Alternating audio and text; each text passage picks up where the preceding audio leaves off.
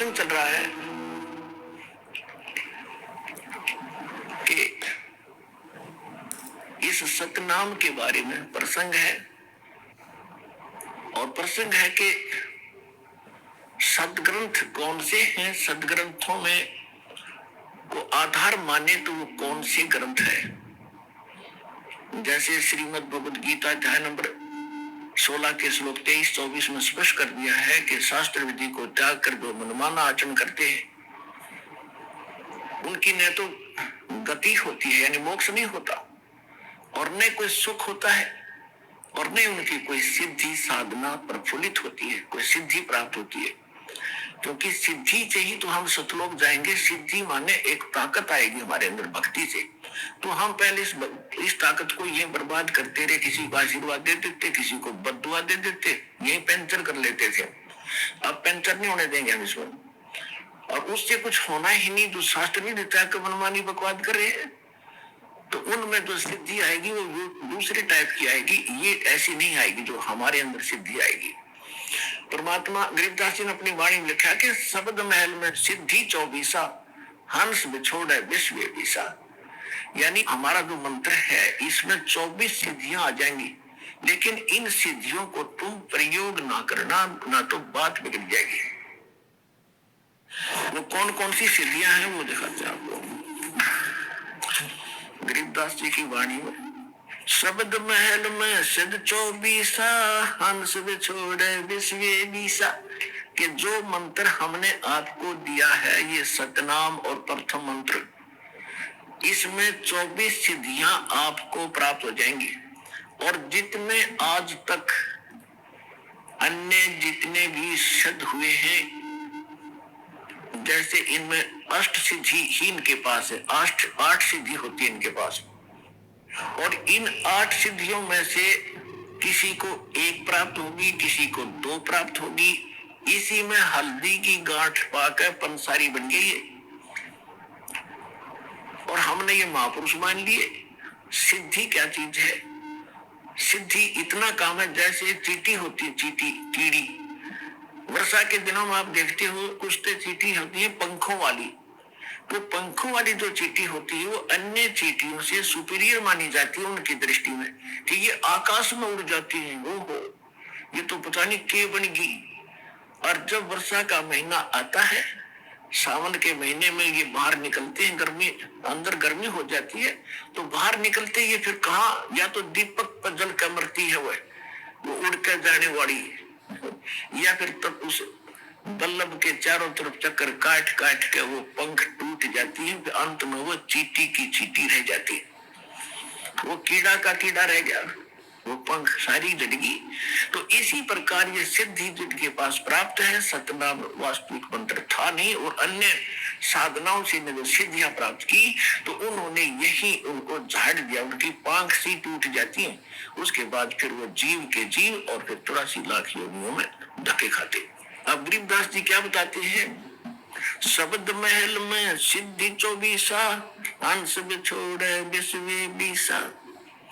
एक सिद्धि सुरदेव मिलावे, एक सिद्धि मनोवृत्ति बतावे, एक सिद्धि हो पवन स्वरूपी, एक सिद्धि हो अनुरूपी, एक सिद्धि निस्वासर जागे, एक सिद्धि सेवक हो आगे, एक सिद्धि स्वर्गापुर धावे, एक सिद्धि जो सब घट छावे, एक सिद्धि सब सागर पीवे, एक सिद्धि जो युग जीवे, एक सिद्धि जो उड़े आकाशा, एक सिद्धि परलोक के बासा, एक सिद्धि तन कष्ट तन जारा, एक सिद्धि जो हंस नियारा, एक सिद्धि जल डूब न जाई, एक सिद्धि जल पैर न लाई, एक सिद्धि बहुचोले धारे, एक सिद्धि नीतत विचारे, एक सिद्धि पांचों तत नीरम, एक सिद्धि जो बजर शरीरम, एक सिद्धि पीवे ना खाई, एक सिद्धि जो गुप्त छिपाई, एक सिद्धि ब्रह्मांड चलावे, एक सिद्धि सब नाद न लावे, एकता खेल खिलारी खेल, सो हम हंसा प्रगट दिल, 24 को ना दिल चावे, सो हंसा शब्द अतीत कहावे, प्रसिद्धि पूर्ण पटरानी, सतलोक की कहूँ निशानी।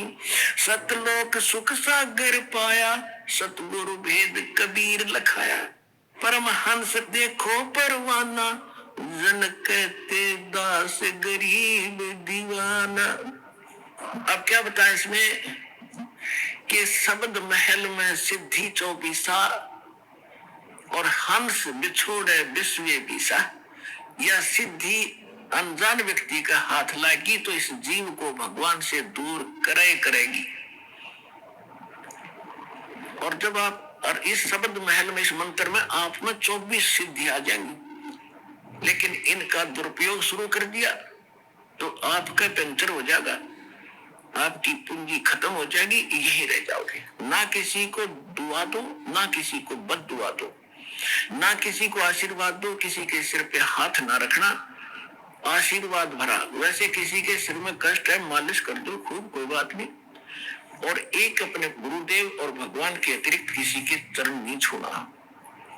वैसे कोई बुढ़ा बुजुर्ग बीमार बालक के पैर दुखे, खूब दबाओ, मालिश करो, वो चीज अलग है। उस भाव से नहीं, एक पूज्य भाव से नहीं, सत्कार करो, खूब नमस्कार करो, कति नतमस्तक होकर प्रणाम करो सबको, ये सत्कार है। और चरण छूना ये पूजा माता है। तो पूजा केवल एक भगवान और उसके स्वरूप यानी गुरु के अतिरिक्त हम नहीं करेंगे। तो ये कुछ मर्यादा है जो समाज से हमारी हटकर होती है, तो हमने समाज के अनुसार नहीं चलेंगे। तो वो प्रसन्न हो या ना हो, हमने परमात्मा को प्रसन्न रखना है, हमने राम राज्य करना है, भगवान खुश करना है। और जिन बातों से गुरु दुख पावे, तीन बातों को दूर भगावे, तब हंसा सतलोक जावे। तो इस तरह के कुछ कहना, किसी को बद्दुआ देना, ये भी हमारी हानि होती है। और ना किसी को दुआ देना, किसी को आशीर्वाद भी नहीं देना, तेरे नो हो जाएगा, फलाना हो जाएगा, ठीक हो जाएगा, ऐसा खुश रहो, ये नहीं बोलना। नमस्कार करो, प्रणाम करो, नमस्ते बोलो, राम राम कहता कोई राम राम बोल दो। क्योंकि राम क्या है, राम कौन है? उनका राम जो है सो हमारा राम तो वो है कबीर राम। और आजकल एक बीमारी, एक और नई, एक और चल पड़ी काल की व्यवस्था कि गुड मॉर्निंग बोलेंगे, गुड मॉर्निंग, गुड इवनिंग। बताओ, ये नहीं बोलना हमने, ना गुड इवनिंग कहना, ना गुड मॉर्निंग और ना गुड आफ्टरनून। हम या तो सिंपल कह दो, वो कहता गुड मॉर्निंग, वो कह दो जी मॉर्निंग मॉर्निंग, और या बोल दो गॉड मॉर्निंग, गुड छोड़ के गॉड बोल दो, गॉड मॉर्निंग, गॉड मॉर्निंग। अब उसका मिलता जुलता अक्षर भी हो गया, विराजी हो जाएगा। गॉड मॉर्निंग, गॉड अभ्यास बना लो अपना, ये God morning, God afternoon, God night, यानी गॉड गिवन है ये समय। सुबह भी उसकी दया से हुई है और दोपहर तक भी हम उसकी रजा से पहुंचे हैं, और शाम हुई है तो भी गॉड मॉर्निंग, गॉड इवनिंग, भगवान की दी हुई शाम है। गुड वैसे हो जाएगी हमारे कहने से, तुम्हारे कहने से हो जाएगी, लेकिन उसकी हो जाएगी, आपकी पंचर हो जाएगा। तो इसी गलती ना करियो। जब आप कोई गाड़ी ले रखी कार, और उसमें से आप किसी दूसरे टायर में हवा भर दोगे, ना भाई मेरा भी काम बिगाड़ेगा, देखो सामने वो हवा वहां से भरवा लो जा करके। तो सतलोक आश्रम पर वाला बता दिए उनको कि वहां वो वहां से भरवा लो, वहां जाके।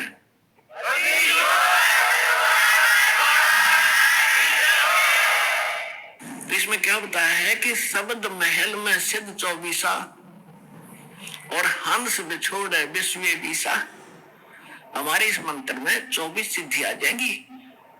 अब जैसे इनमें एक एक दो दो सिद्धि थी उस समय, पता नहीं हमारे लिए आज अलग भगवान बन गए थे ये ऋषि में। ऋषि क्या बताया, एक सिद्धि सुरदेव मिलावे, एक सिद्धि मनवृत्ति बतावे, एक सिद्धि हो पवन स्वरूपी, एक सिद्धि हो अनुरूपी, एक सिद्धि निस्वा सिर जागे, एक सिद्धि सेवक हो आगे।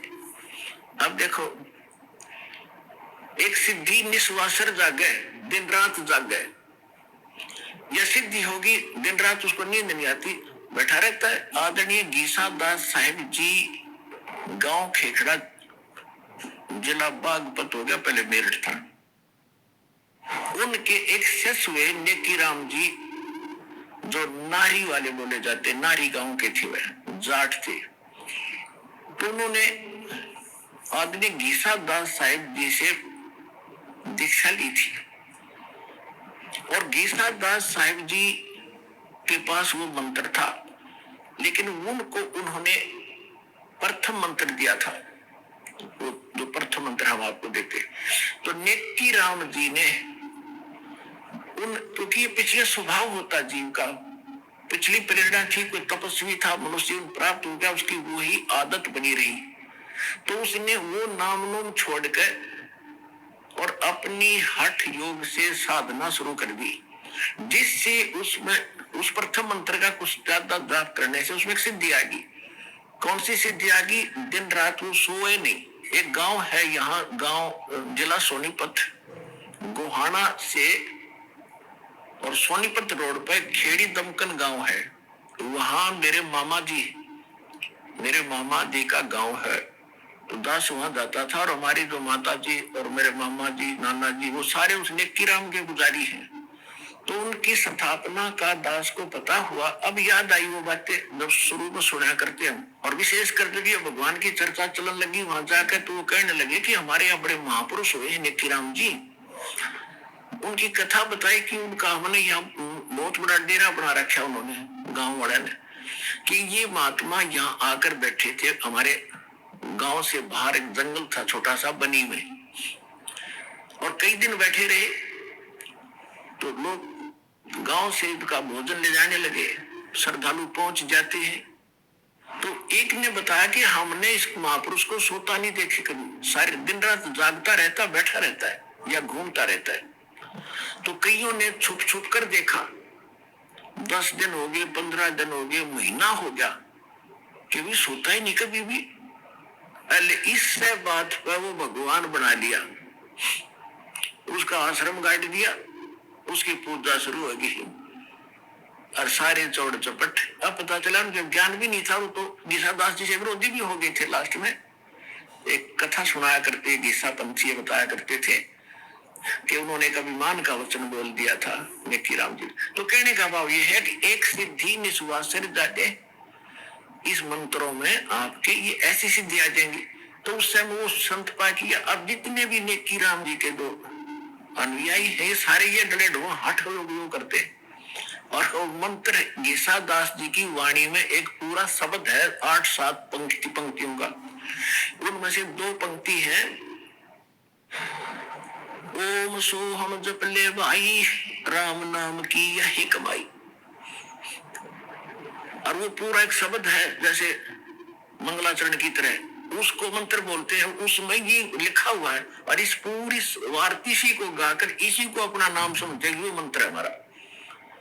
और वो कह रहे ये मंत्र जपना है। और ये गरीबदास जी कहते हैं, राम नाम जप कर थर होई, ओम सोहम मंत्र दोई। ओम सोहम जाप जपिए, योग युगतिया धूनी तपिए। तो ये गरीबदास जी ने भी कहा कि नामा छिपा ओम तारी, पीछे सोहम वेद विचारी, सार शब्द पाया जद लोई, आवागमन गौर न होई। नामदेव जी पहले केवल एक ओम नाम का जाप करते थे। परमात्मा अपने विधान अनुसार उनसे मिले, अच्छी आत्माओं को मिलते हैं। उनको फिर दूसरे मंत्र का भेद बताया, जब उसने दोनों नाम सिमरण किए तो कहते फिर सार नाम दिया। तीसरी स्थिति में नामदेव जी को जब उनका कल्याण हुआ, नामा छिपा, वो छिपी जाति में थे नामदेव जी, और महाराष्ट्र के अंदर रहने वाले थे। नामा छिपा ओम तारी, पीछे सोहम भेद विचारी, और सार शब्द पाया जद लोई, आवागमन बहुत न होई। ऐसे ही धर्मदास जी को परमात्मा ने मंत्र दिए थे, लेकिन उनको प्रतिज्ञा दिला दी थी कि आगे बताना नहीं है। 1900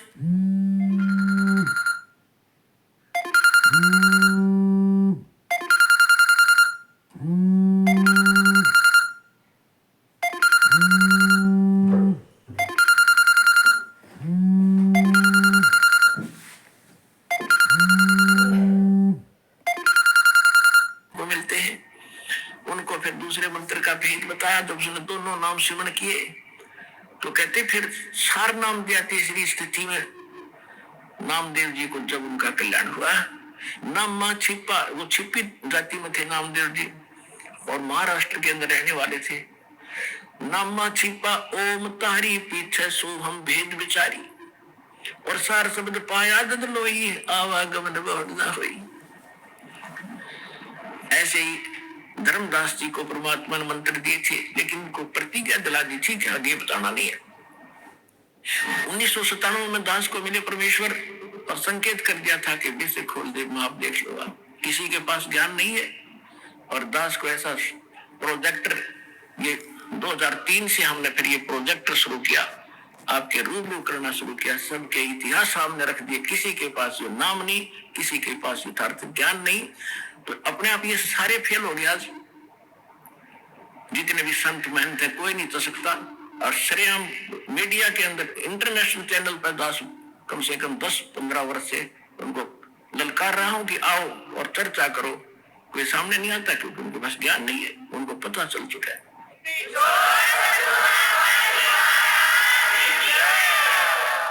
और ये भोले श्रद्धालु उनको भगवान माने बैठे, नकलियों को संत मान रहे हैं।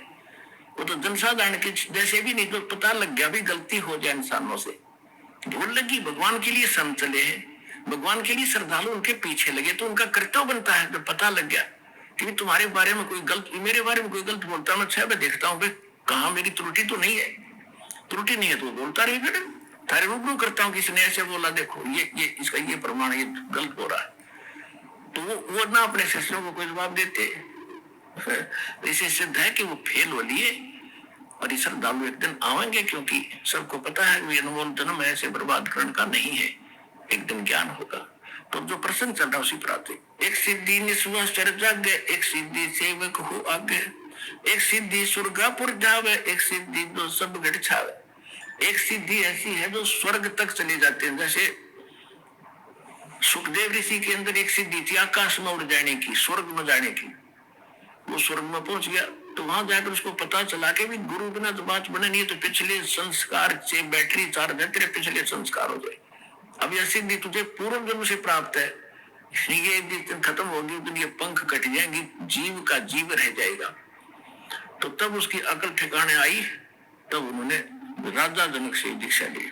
एक सिद्धि सेवक हो आगे, एक सिद्धि स्वर्गापुर जावे, एक सिद्धि जो सब घट छावे, एक सिद्धि सब सागर पीवे, एक सिद्धि जो डूब जीवे। एक सिद्धि है जो सब 7 समुद्रों को पी सकता है, उस सिद्धि प्राप्त प्राणी। जैसे अगस्त ऋषि ने 7 समुद्रों को एक ही घूंट में पी लिया था। अब क्या हो गया, उसके कारण कितना प्रसिद्ध हो गया। सभी देवताओं ने, ऋषियों ने हाथ जोड़े, प्रार्थना की, महाराज या तो बात बिगड़ जाएगी, यहाँ का वातावरण नष्ट हो जाएगा, सब पाप लग जाएगा। तो प्रार्थना करने से वापस छोड़ दी, फिर समुद्र भर गए। तो क्या हो गया, मुक्त। और परमात्मा ने सारे समेटेगा तो इकट्ठे कर देगा सेकंड में। तो वो उस मालिक के पास पराशक्ति है, पराशक्ति पूर्ण पटरानी, इन सिद्धियों की जननी है। वो तो और ताकतवर है, उस मालिक के पास है। और सतलोक की कहूं निशानी, गरीबदास जी कह रहे। तो इसमें काफी वर्णन है, इसमें समय ज्यादा लग जाएगा, अब इतना ही पर्याप्त है। तो संकेत समझाना था दास ने आपको। कहते हैं 24 को ना मन चावे, इन दाखे भी नहीं है। देखो पुण्यात्माओं, जैसे बहुत से भगत देखे, उनकी प्रार्थनाएं भी आती है और वैसे भी मिलते समय भी कहते हैं जी मैंने गलती कर दी। अपने अभी बता रही थी एक बहन कि मैंने अपने भाई के नाम ले रखा था, उसने, मैंने उसको कह दिया कि तू ठीक हो जा, तेरी बीमारी मेरा लग जा, वह ठीक होगी मेरा लगी।